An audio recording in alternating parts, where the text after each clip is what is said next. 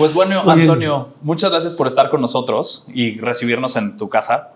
En Contact Forum, pues nos gusta tener este tipo de conversaciones con las y los protagonistas de la industria, y quién mejor que Antonio Fager, presidente de Pentafón, que nos recibió aquí en sus oficinas. Antonio, Pentafón está en un momento muy interesante. Por un lado, la industria vive una presión gigantesca por automatizar el tema de la inteligencia artificial, y por otro lado, los clientes siguen esperando como esta parte humana, la empatía, la confianza y una resolución exitosa.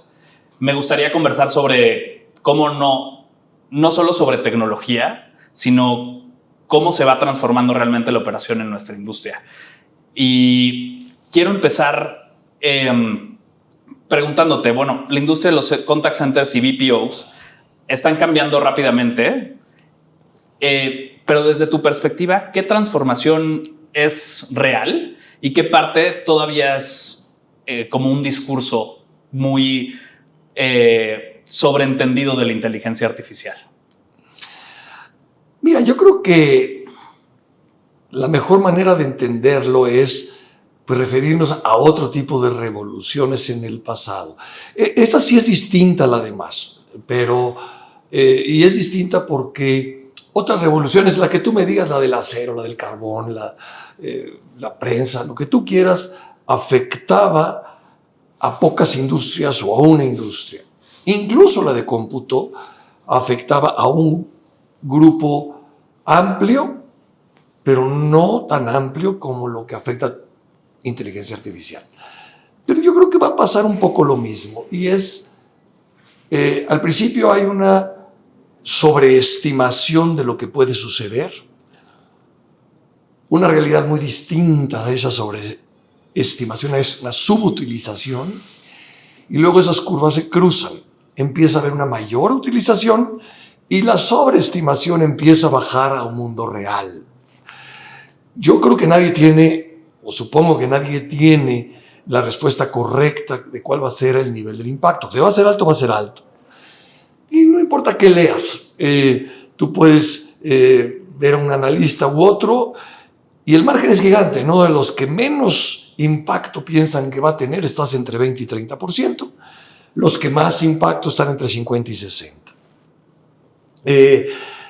¿Cuál va a ser el resultado? Yo no lo sé.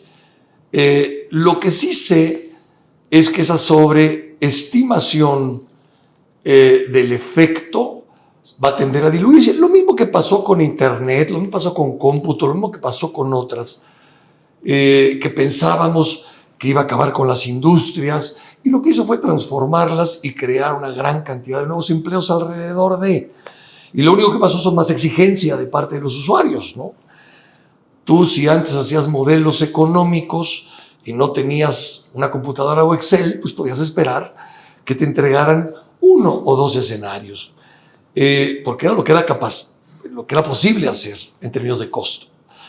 Aparece cómputo, aparece Excel, y tú puedes hacer cientos de escenarios. Entonces, ¿qué es lo que sucede? Que lo único que tienes es más información, mejor información, pero no necesariamente desaparecen los trabajos. Sí se transforman, pero no desaparecen. ¿Qué estamos viendo? Bueno, pues hoy yo creo que es una sobreestimación del efecto, y lo ves en las empresas públicas. Toma cualquier empresa pública de contact center y pues los castigos son gigantes, ¿no? Las caídas de los valores de sus acciones son de 50, 70%, que creo que es una sobreestimación. Y lo mismo pasa con las empresas de inteligencia artificial, en donde valen cientos de miles de veces. Entonces, es lo mismo que pasó con las empresas de Internet, que pensaban que iba a transformar en aquel momento, estaba hablando del año 2000, y pues a la mera hora esa cantidad de dinero que llegó ahí, mucho de eso desapareció, muchas de esas empresas desaparecieron, y esos valores gigantescos cayeron, y bueno, fue lo que provocó la burbuja de Internet ahí en los 2000, ¿no? Entonces, ¿qué sí está pasando?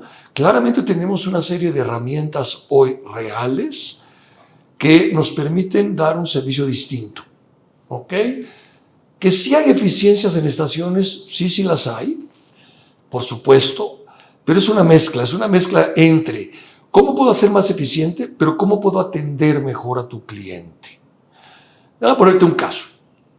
Hay cosas que no se hacían y hoy gracias a la inteligencia artificial se pueden hacer por medio de costo. Ejemplo, precobranza. La precobranza empezó a dejarse de hacer por el costo que implicaba, sobre todo en tickets muy pequeños. Y la precobranza es un factor bien importante para disminuir la cobranza vencida, porque el cliente percibe mejor atención, mayor cercanía, pero la dejas de hacer, ¿no? Dejas de explicarle a tu cliente que por primera vez saca una tarjeta, cómo se lee la tarjeta, cómo debe de pagar, qué debe de pagar, cuándo debe pagar. Y por supuesto dejas de hacer eso por término de costo y luego se te refleja el costo en términos de cartera vencida.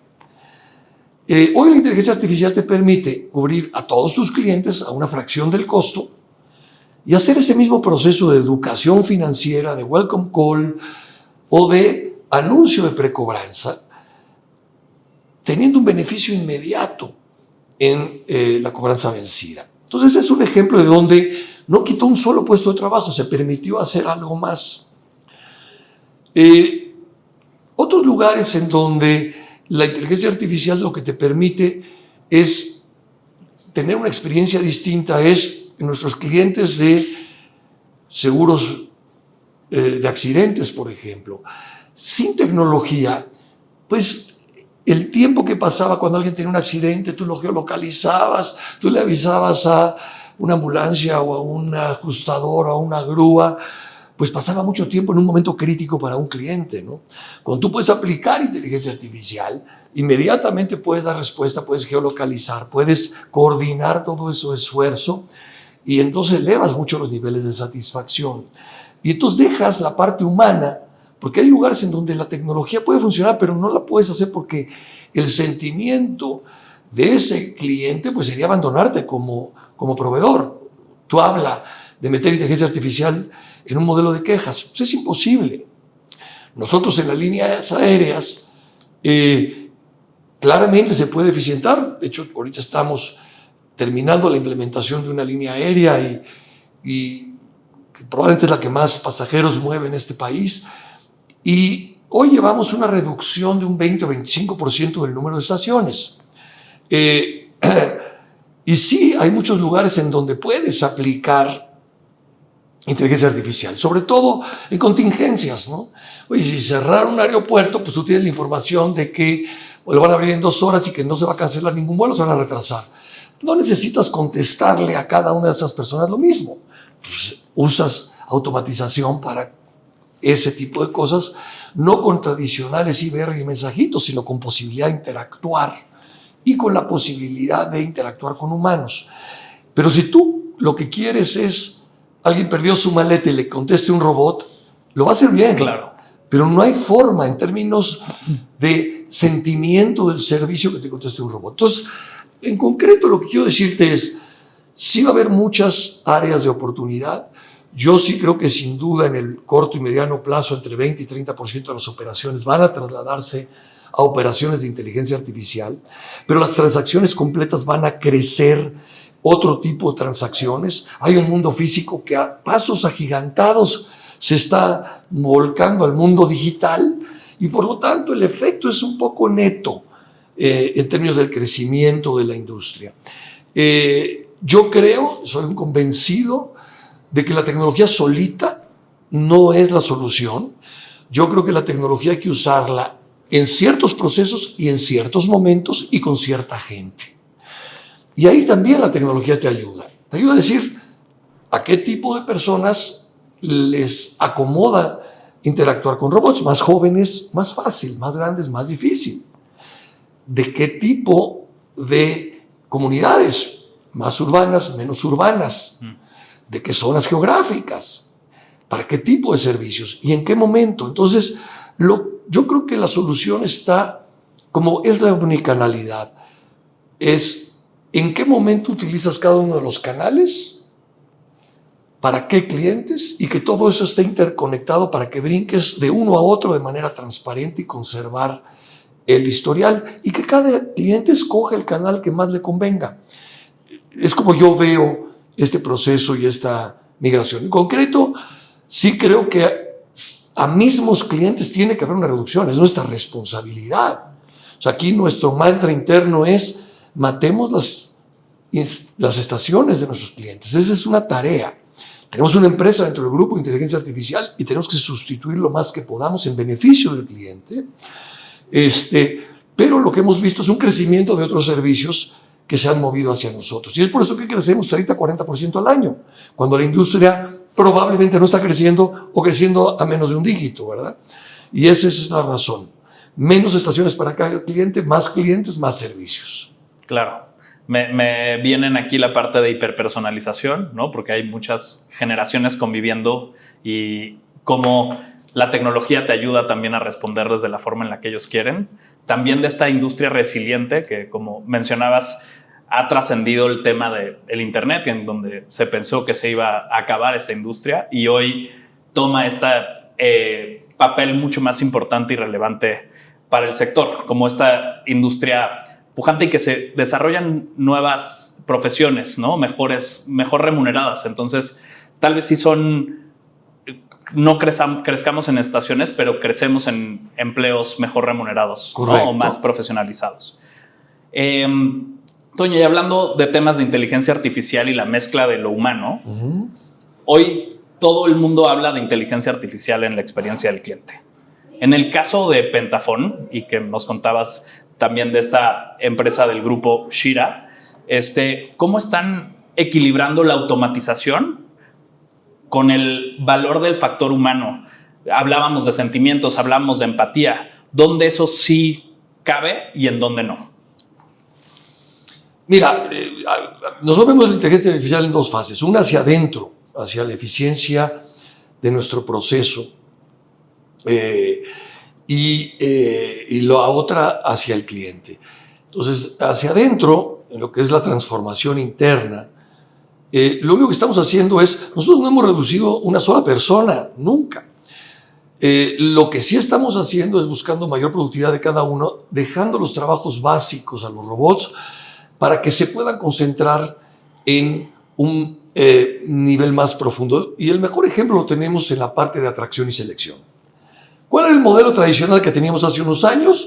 Publicas, te mandaban la información, alguien bajaba la base, se ponía a marcarles, los podía contactar, a lo mejor contactabas una, dos, un día después. Ya que los contactabas, empezabas a platicar con ellos y todo ese proceso de aquí a que llegaba a la contratación, pues era un proceso complicado y largo. Hoy, ¿qué haces? Dices, ¿dónde sí puedo usar la inteligencia artificial? La primera es, contáctalo rápido. Más o menos se postulan unas 50,000 personas al mes a esta compañía. Procesar 50,000 solicitudes sería imposible con gente. Pero más allá, contestarles en 60 segundos resultaría imposible.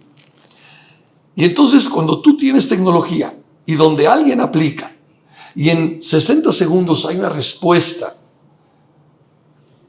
por un medio de voz, por un medio digital, en este caso casi todo es digital, la percepción incluso del candidato es de sorpresa y de querer trabajar aquí.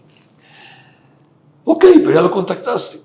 Entonces antes ya lo contactabas, oye, sí, y se lo pasabas a un humano, pero había muchas cosas que el humano no agregaba ningún valor. Preguntar cosas básicas, demográficas. Por ejemplo, código postal, para calcular en segundos. Si va a ser más de una hora, pues no hace sentido contratarlo, porque pues, pobre de él y pobre de la empresa, ¿verdad? Si no tenía 18 años, bueno, pues ¿para qué le sigues, verdad? Si no tenía prepa y el puesto era con prepa terminada, etcétera, etcétera. Pero esas preguntas básicas las puede hacer por cientos un robot y darle extensión a esos, ya no 50,000, ahí tenemos como 35,000. Y empezar a hacer un proceso de selección. Ya tienes una base preseleccionada. Antes preguntábamos, ¿qué quieres? Ventas, atención o cobranza. Y pues te contestaba lo que él quería, pero no necesariamente lo que él podía. Hoy, gracias a los simuladores, tú puedes pasar por un proceso relativamente rápido de habilidades y saber sus competencias. Oye, está más enfocado a un área de cobranza, de atención o de ventas. Todo eso, no ha habido contacto humano todavía, pero el valor que estás agregando en cada proceso es muy alto. Bien, ya tienes una gente perfilada para un puesto de atención, la oferta, y todas las dudas de la oferta también la puede hacer un robot. Todavía no hay contacto humano en ese proceso, y ahí vas de 50,000, 35,000, 20,000.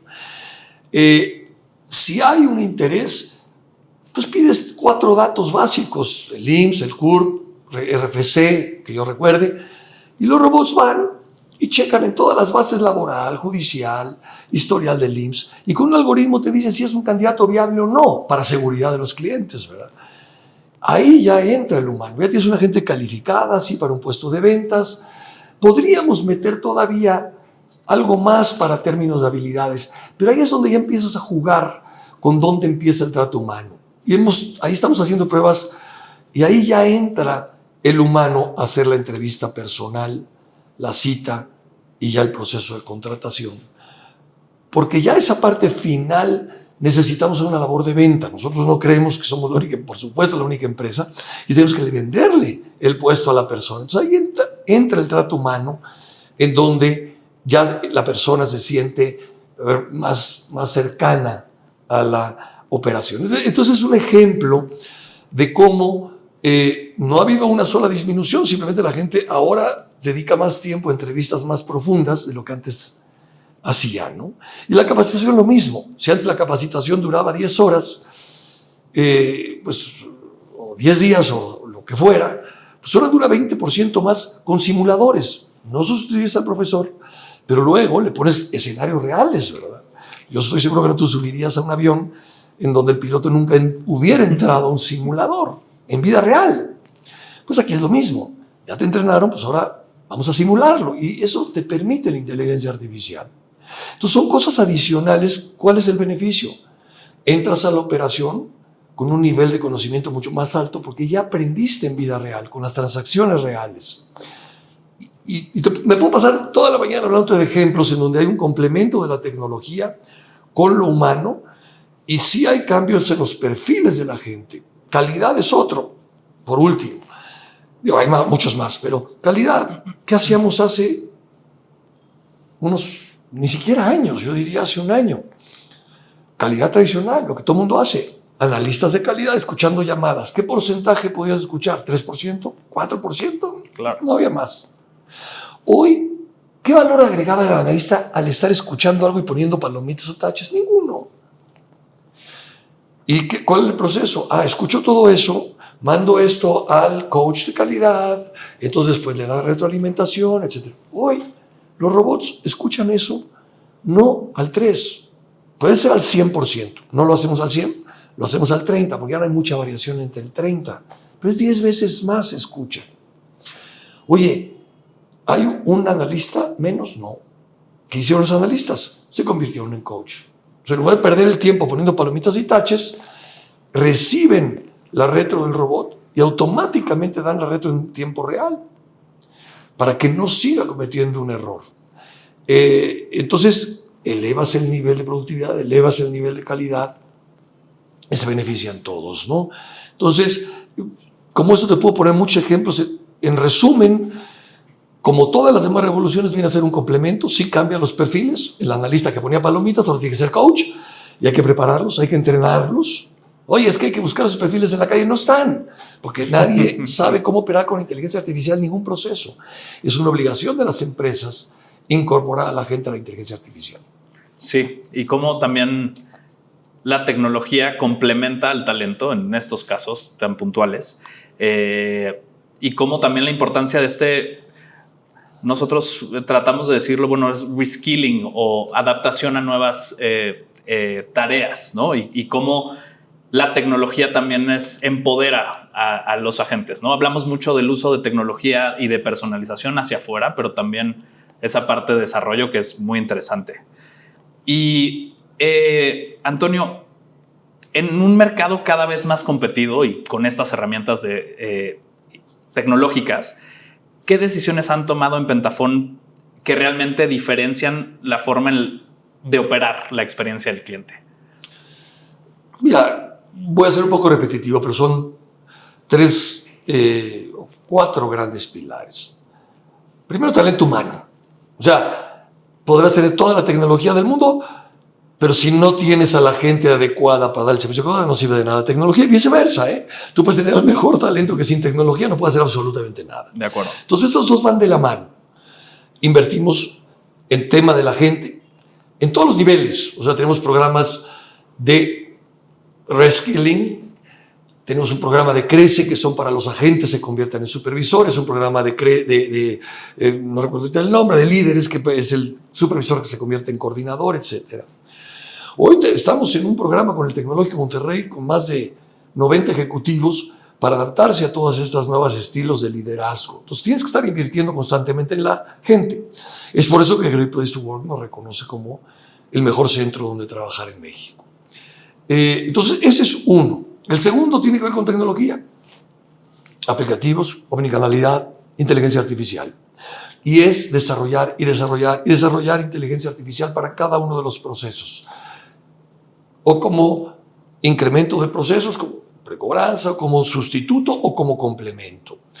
El tercero tiene que ver con un tema que, pues, no agrega tanto valor, pero es fundamental, como es el tema de seguridad, certificaciones de seguridad. Y ahí, pues desgraciadamente hay mucha mala información de los temas de seguridad, cómo necesitas certificaciones a los más altos niveles. No se vale un PCI DSS nivel 3 o 4. Eso no garantiza seguridad. Tienes que tener un nivel 1, tienes que tener una versión 4, tienes que tener ISO 27000 para garantizar que la información de los clientes está segura, la de tus clientes está segura. Y finalmente, disponibilidad.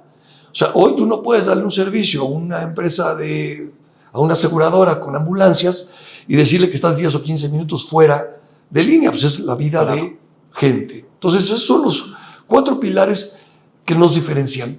Y la gran ventaja que creo que tenemos y la razón por la que creo que muchos clientes están migrando con nosotros, es porque las empresas multinacionales públicas o que pertenecen a fondos están un poquito atrapadas. No pueden migrar tan rápido a nuevas tecnologías sin matar sus estaciones, porque va a bajar el nivel de ventas y lo va a castigar el mercado. Entonces, esa parte tiene que ser muy cuidadosos en esta migración. Nosotros no, nosotros podemos matar todas las estaciones, no pasa nada. Los proveedores chicos, pues cualquier cosa que yo te digo aquí, estás hablando de muchos millones de pesos. Claro. Certificarte, cursos, tecnología. Y por más que hagan esfuerzos, si no hay esa economía de escala, no puedes invertir en estas nuevas tecnologías. Entonces, creo que esas dos tendencias nos están favoreciendo para penetrar en el mercado local y también en el mercado internacional. Está pasando un poco lo mismo y es donde hemos abierto un nuevo frente con Penta USA. Felicidades también por eso.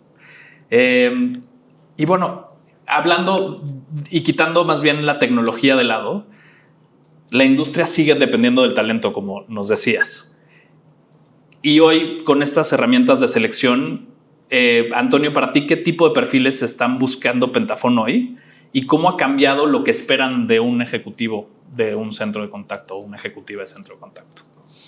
A ver, pensar que ahora vas a buscar a alguien que tenga un perfil más adecuado a temas de tecnología, a ver, pues no lo hay. O sea, estamos hablando que la verdadera inteligencia artificial que funciona es la generativa, ¿no? Y esta tiene pues, menos de 24 meses. Entonces, pensar que hay N número de personas en la calle con este tipo de experiencias me parece un poco iluso. Yo creo que sí tienes que buscar estas personas con el deseo de aprender, pero la obligación es nuestra y de entender. Y lo que hemos visto en este periodo muy corto de implementaciones no tiene tanto que ver con el perfil como con la empresa de cómo introduce la tecnología. Y tenemos escenarios donde nos ha funcionado y donde no. ¿Dónde no ha funcionado? En donde la gente ya opera en la campaña, en donde la gente ya está de un formato y decides que pones un agent assist, por ejemplo, ¿no? Que es en donde la gente está operando y se atora y busca con su agente de inteligencia artificial que le ayude. Cuando ya venían trabajando por mucho tiempo, nos costó mucho trabajo que lo adoptaran. Cuando empezamos en las campañas, a que en el día 1 el entrenamiento empezaba con la tecnología, la gente lo adoptaba, porque desde el día 1 decía, este proceso vas y le preguntas a la gente y este proceso lo va a contestar el agente, tú vas a tomar esta información. Entonces tú lo entrenas desde el principio en cómo utilizar la tecnología y ya lo entrenas con tecnología. Y en general nuestros perfiles son jóvenes, lo adoptan relativamente fácil. Entonces es responsabilidad de las empresas. Ni siquiera a nivel ejecutivo vas a encontrar con gentes expertas en inteligencia artificial. Ni lo somos nosotros, ni lo vas a ver en el mercado. Que tenemos una dirección que se llama de adopción de inteligencia artificial. Terminamos creo que fue finales del año, un entrenamiento de adopción de inteligencia artificial en tu vida diaria para cerca de 90 ejecutivos. Porque tenemos que acostumbrarnos a usar los robots para nuestra vida diaria. Pero es obligación de las empresas. No es que vayas a buscar ese perfil en la calle, ¿no? Ese no está. Para ti, bueno, y México ha sido un hub relevante para servicios de atención de BPO para mercados extranjeros. Desde tu perspectiva, Antonio, ¿qué necesitamos fortalecer como país para seguir siendo competitivos frente a otros mercados y con esta ola tecnológica? Mira, México ha hecho un pésimo papel como país. Pésimo. Cuando tú comparas los planes de Costa Rica, los planes de Colombia, y estoy hablando como país, contra las estrategias como país de México, la verdad es un poco vergonzoso. Tú llegas a Colombia y te cae encima pro Colombia, pero pro Bogotá, pro no sé quién. Te van a ayudar, te van a convencer. Ya están los resultados, ¿ok? Colombia debe de ser probablemente una quinta parte de la economía de México. La industria de exportación de Colombia de servicios de contact center es idéntica o más grande que la de México. No hace sentido. Cuando México tiene 3,000 kilómetros de frontera, 700 vuelos diarios, 2 horas de diferencia de tiempo horario en los extremos, cuando tenemos 130 millones de personas con muy bajo porcentaje de inglés, pero de todas maneras, aunque sea muy bajo, tenemos muchos millones de personas, donde tenemos una ciudad de 25 millones de personas o más, pues todo eso sería el mundo ideal. O sea, nosotros tenemos, pues ¿cuántos te gustan? Ustedes tienen mejor información que yo, 400,000 personas exportando servicios. Filipinas tiene 1,5 millones de personas, hombre. Entonces, lo primero que tendríamos que hacer es promovernos como país. Nosotros hacemos un gran esfuerzo por traer a gente a México. El factor más importante es un tema de seguridad. Hemos perdido proyectos contra Jamaica por seguridad. Digo, qué mal informados están. Claro. Y decirle a un cliente americano que la Ciudad de México, en términos de datos duros de asesinatos por cada 100,000 habitantes, es más segura que Nueva York, que Chicago, que Miami, que Dallas, no lo pueden creer. Claro. Cuando llegan a México y vienen a esta ciudad de primer mundo, con telecomunicaciones, con gente, no lo pueden creer. Pero eso es muy difícil para una empresa estarlo haciendo. Entonces, lo primero que tienes que hacer es convencer al gobierno de que no todo aquí es poner industria en el norte y en la frontera y en nearshore industrial. Podríamos dar trabajo que ganarían 2 o 3 veces el salario mínimo, que es lo que gana un agente bilingüe, por cientos de miles de personas, y que ayuden a promover el país, como lo hacía ProMéxico, pero pues hoy no existe una fuente que lo haga. Es muy difícil para nosotros convencerlos de eso. Sobre todo cuando compites contra el país, compites contra ProColombia, contra ProCosta Rica, incluso contra otros países menores. Entonces, yo creo que hay una gran oportunidad como país para poder atacar el mercado americano, que hoy está buscando hacer operaciones de offshore, Asia, nearshore. Y nearshore, pues tienes Latinoamérica. Y Colombia es un excelente papel, pero está lleno. Ya no hay mucha gente. No hay Costa tanto Rica, talento bilingüe. ya no hay. O sea, porque han hecho tan buen papel que pues toda la gente tiene trabajo, ¿verdad? Costa Rica no se diga, tiene casi tarifas de Estados Unidos, ¿verdad? Pero hoy empieza a competir países hasta como El Salvador, ¿no? Entonces, pues yo creo que tenemos mucho que hacer como país, tal vez juntarnos como industria, pero no es suficiente. De acuerdo, Antonio. Y de mira a futuro, si pensamos en los próximos 3 o 5 años, Toño, ¿cómo imaginarías la evolución de esta industria, de la experiencia del cliente? ¿Y qué nos van a exigir los clientes que hoy todavía no vemos? Mira, va a ser una evolución acelerada de lo que ya viene pidiendo. Tú mencionabas hace un rato la hiperpersonalización y va a ser factible gracias a la inteligencia artificial. Tú no vas a estar recibiendo ofertas genéricas, vas a estar recibiendo trabajes a la medida. ¿Por qué? Porque si no, no va a ser efectiva tu estrategia. Tú no vas a querer recibir un servicio donde te pregunten todo, sino donde el cliente sepa todo de ti y anticipe tus problemas, no los corrija, sino los anticipe. Vas a tener un cliente cada vez más informado. Hoy ya está hiperinformado, pero cada vez más informado, en donde va a premiar la calidad del servicio, no necesariamente el precio, la seguridad, la calidad de servicio, la calidad de respuesta, pues todo eso nos va a hacer que tengamos que implementar nuevos servicios para esas nuevas exigencias de estos clientes. Y va a haber una evolución cada vez más acelerada del mundo físico al mundo virtual. Bueno, estamos por arrancar, ¿no? El día 25, el Hot Sale, o el Buen Fin, o comercio electrónico, en general, crece 25% al año. Eso es 4 o 5 veces de lo que crece el retail tradicional. ¿A dónde se atiende el retail tradicional? En la tienda, con gente en el mostrador, que tienen que distinguirse por la amabilidad. ¿Dónde atiendes la otra parte? En el contact center. Esa parte donde está creciendo 5 veces más, nada más es matemático. Hoy es 15% del mercado total. Sí, al 25% contra el 5%, ¿en cuántos años es del mismo tamaño? Claro. ¿Y dónde te vas a diferenciar? En el call center. O sea, antes los contact centers éramos centros de eficiencia, de bajo costo. Hoy en el contact center se pierden o se ganan los clientes. Y entonces por eso va a ser una parte estratégica de los negocios. De acuerdo. Y cada vez como toma esta parte como estratégica el centro de contacto cada vez más. Bueno, y hablando de estos cambios tecnológicos en temas de la cultura y la ejecución, ¿cómo logran que la estrategia realmente se traduzca en la operación del día a día? ¿Y qué rol juega la cultura Pentafón o la cultura organizacional en todo esto? Mira, este es un proceso de hands-on, ¿no? No es un proceso de discursos, de panfletos, de nada. Es un discurso de hands-on, entonces lo tienes en varios aspectos. Sí estoy seguro que debemos adoptar inteligencia artificial tanto en las áreas de staff como en las áreas operativas.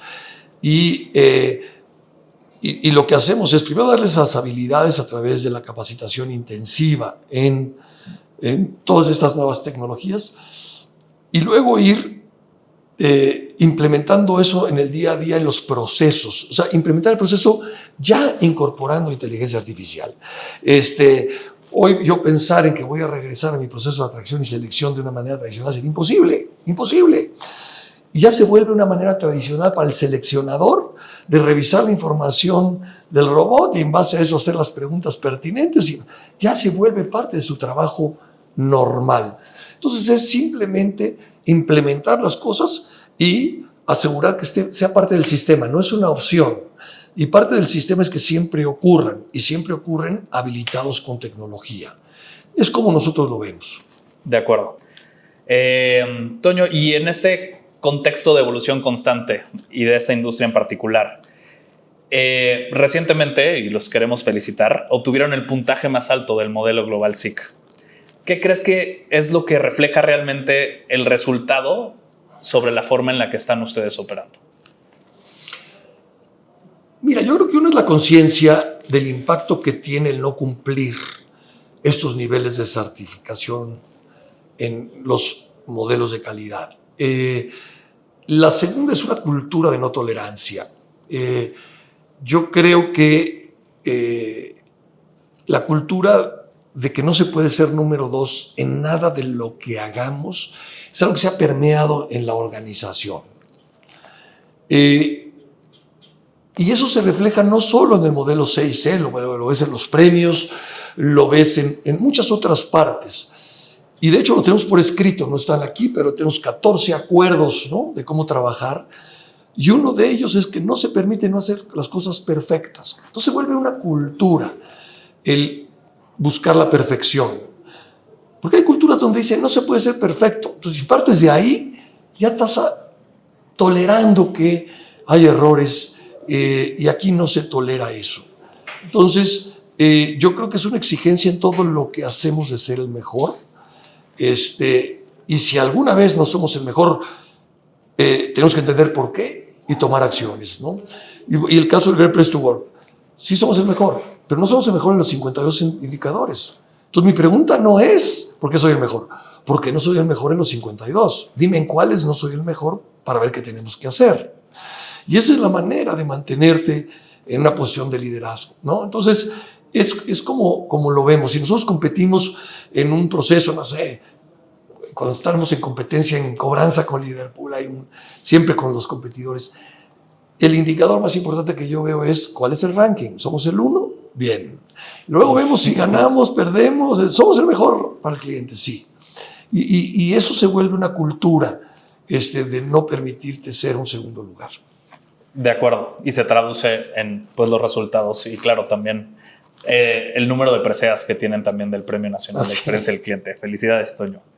Y bueno, para cerrar, me gustaría preguntarte también, porque es una inspiración, para otras organizaciones del sector que están buscando evolucionar este modelo de experiencia del cliente, ¿cuál sería el aprendizaje más importante que podrían tomar de la experiencia de Pentafón?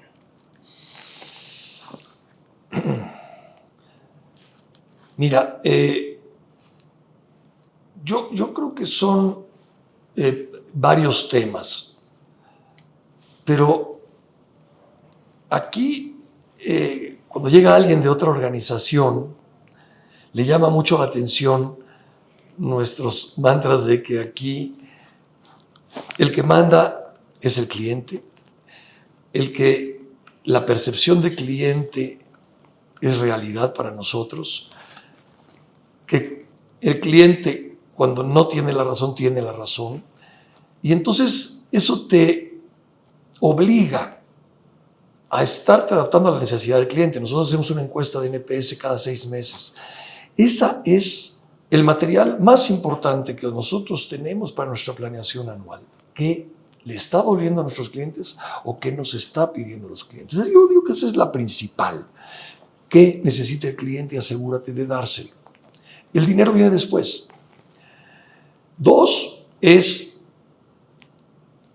mediano plazo. No te digo que muy largo porque puedes no sobrevivir, pero hay muchas decisiones de corto plazo que no son rentables, pero que van a ser rentables en el largo plazo. Muchas inversiones en certificarte en el modelo 6C, en PCI, en ANSI-TIA, pues son cosas que cuestan mucho dinero, mucho esfuerzo, y no es un resultado inmediato, pero a la larga lo es. Inversiones en tecnología. Todas esas inversiones son resultados que te van a dar a mediano plazo. No digo largo porque a veces esas inversiones pueden matarte, pero por lo menos a mediano. No puedes ver el dinero de corto plazo, porque a veces pues nunca vas a llegar porque no estás dándole el valor adecuado al cliente. Y yo creo que tercero es el involucrar a todo el personal. Nosotros nos reunimos 3 días cada año y luego a mitad del año con cerca de 100 ejecutivos para revisar qué estamos haciendo, para definir a dónde vamos y para alinearnos todos. Eso no es muy común. Normalmente hay un comité ejecutivo de 10 personas que deciden para dónde van y luego le informan a todo el mundo. Y yo creo que aquí la alineación y el compromiso que se logra, tomando el punto de vista de todos, explicando las razones de por qué haces las cosas, y se hace un esfuerzo muy importante conjunto que te lleva más fácilmente a los resultados. Entonces son muchos ingredientes, pero yo te diría eso. Y el último es tecnología, tecnología y tecnología. De acuerdo, Toño. Pues muchísimas gracias por esta conversación. Nos dejas una visión muy clara de hacia dónde se está moviendo la industria. También incluso mantras para nuestra audiencia. Y bueno, estoy seguro que esta conversación será muy valiosa para los líderes que hoy están haciendo el cambio de la experiencia del cliente y te agradecemos mucho. Al contrario, gracias a ustedes por el esfuerzo que hacen por la industria, porque realmente es el único organismo, más allá de las empresas, que nos ayuda a unificarnos, a apoyar, a generar información. Entonces, pues también les agradezco mucho. Muchas gracias, Toño. Nos veremos muy pronto. Seguro que sí.